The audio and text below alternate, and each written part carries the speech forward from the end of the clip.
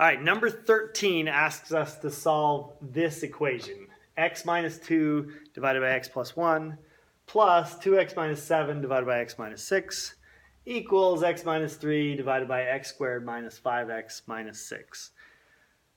Okay, so the first thing we want to do when we have fractions, first thing I want to do anyway, is get rid of the fractions. But here, since we've got some pretty complex fractions here, what I would really love is to have a common denominator, so that when I multiplied by that common denominator, the denominators all go away, and we just get these really nice terms with no fractions in them. So what I want to do here is this quadratic here, I want to factor that and see what that looks like. So we have up here we have x minus 3 divided by, if we factor this, we need x and x make our x squared. Now we need two numbers that multiply to negative 6 and add to negative 5. So that's going to be negative 6 and positive 1. Now look what happened here. We've got x minus 6 and x plus 1. That's our two denominators over here. So it's going to be really easy to find a common denominator because it's this. It's x minus 6 times x plus 1. So let's, in order to get a denominator of x plus 1 times x minus 6 here, we're going to want to multiply top and bottom by x minus 6. So this becomes x minus 2 times x minus 6 over x plus 1 times x minus 6. And then this one becomes 2x minus 7 times x plus 1 divided by x minus 6 times x plus 1. So all we've done here is we've multiplied this term by x minus 6 over x minus 6, which is just 1. And we've multiplied this term by x plus 1 over x plus 1.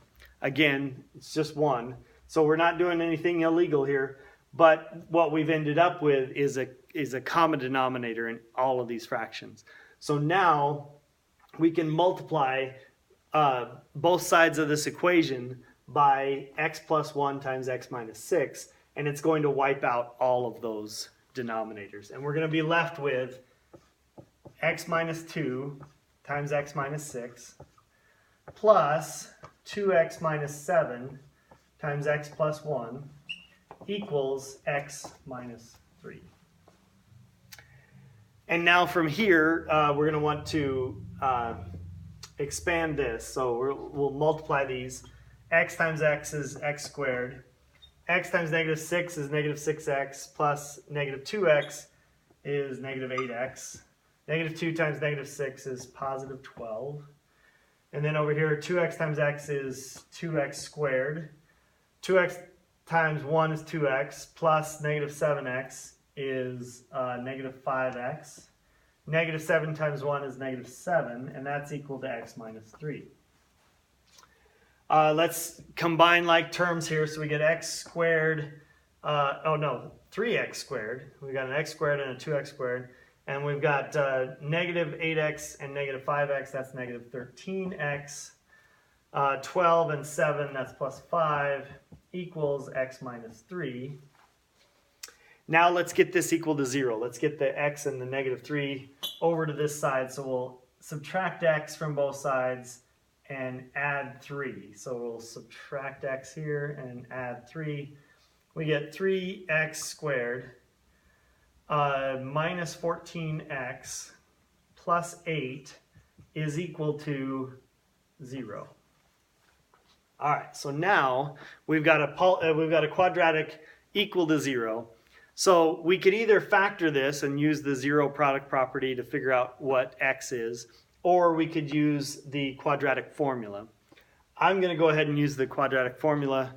Remember that is x equals negative b plus or minus the square root of b squared minus 4ac all over 2a. So our x is going to be equal to negative b. So b is negative 14, so negative b would be 14, plus or minus the square root of b squared, so negative 14 squared, minus 4 times a, which is 3, times c, which is 8. And that's all over 2a, which is 6. All right, so negative 14 squared is 196, positive 196. Minus 4 times 3 is 12, times 8 is 96. So 196 minus 96 is 100.